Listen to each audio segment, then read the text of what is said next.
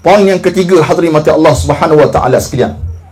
Saya nak sebut kepada tuan-tuan, selepas kita meninggal dunia, kita akan pergi ke satu alam namanya barzakh. Barzakh bahasa Arab.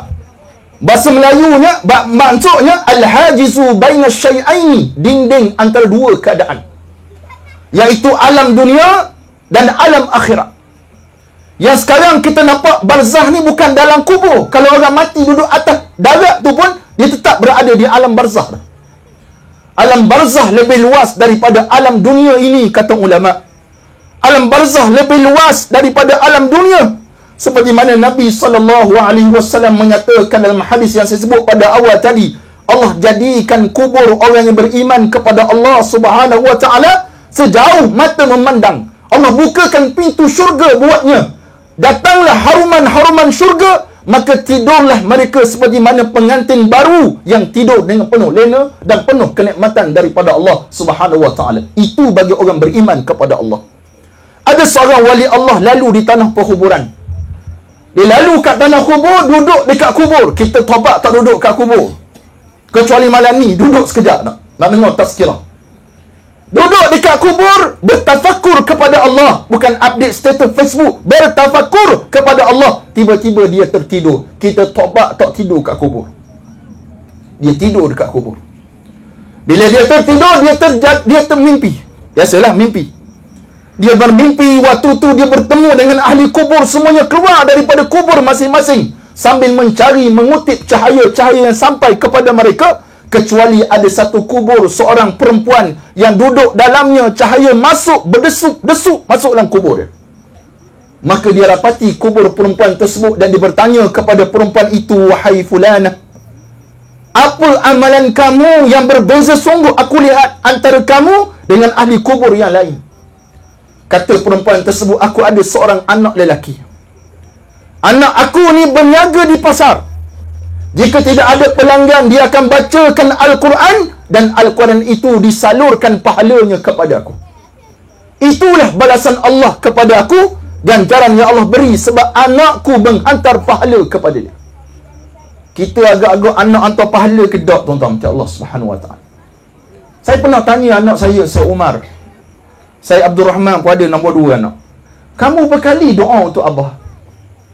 Kamu berkali doa untuk abah?" Pernah tuan tanya anak-anak tuan-tuan, berapa kali koma ni doa untuk mak? Mesti dia, kalau anak yang soleh, mak hari-hari saya doa. Berapa kali? 5 kali sehari. Alal aqal, paling kurang 5 kali sehari. Subuh, zuhur, asar, maghrib, isyak. Rabbi ghfirli wa liwalidayya warhamhuma kama rabbayani saghira. Baca doa.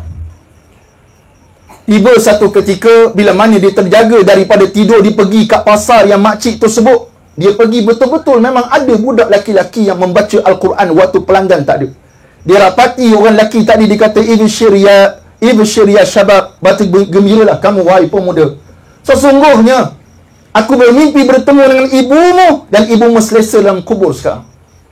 Selang berapa lama, dia datang balik dekat kawasan perkuburan, duduk, tertidur lagi, dan kali ni mimpi pula sekali lagi. Dia mimpi kali ni, dia melihat semua ahli kubur keluar daripada kubur masing-masing, termasuk makcik tadi. Makcik tadi pun keluar juga. Maka dia tanya pula kepada makcik, "Wahai makcik, apa dah jadi? Sebelumnya aku melihat kamu selesa duduk dalam kubur, pahala datang berdesuk kepada kamu, dan sekarang kenapa kamu mengutip pahala?" Jawabnya, dia kata, "Anakku seorang itu telah meninggal dunia dan tidak ada lagi waris untukku." Tuan-tuan Allah Subhanahu wa taala. Bertepatan dengan hadis Nabi sallallahu alaihi wasallam, "Idza mata al-insan inqata 'amaluhu illa min salas." Bila mati seseorang manusia, saya mati, tuan-tuan mati, terputuslah amalan kita. Tak pergi masjid dah.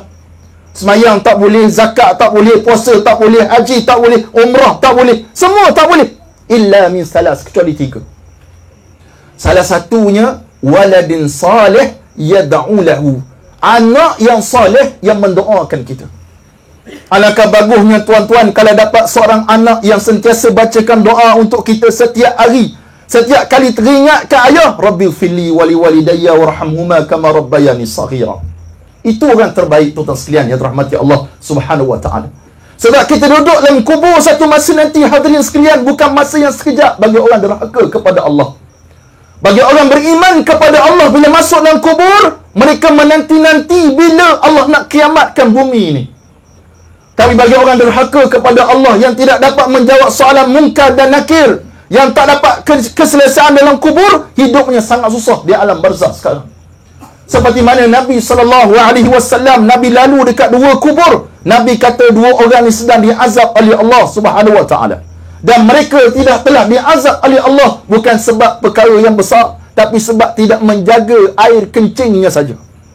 Air kencing terutama Allah tidak dibasuh dengan baik dan sebagainya. Maka alam barzakh satu alam yang disediakan Allah kepada saya, kepada Haji Zul, Ustaz Zul, kepada semua hadirin yang dirahmati Allah Subhanahu Wa Taala. Sama ada kita bersedia ataupun tidak, Allahu a'lam.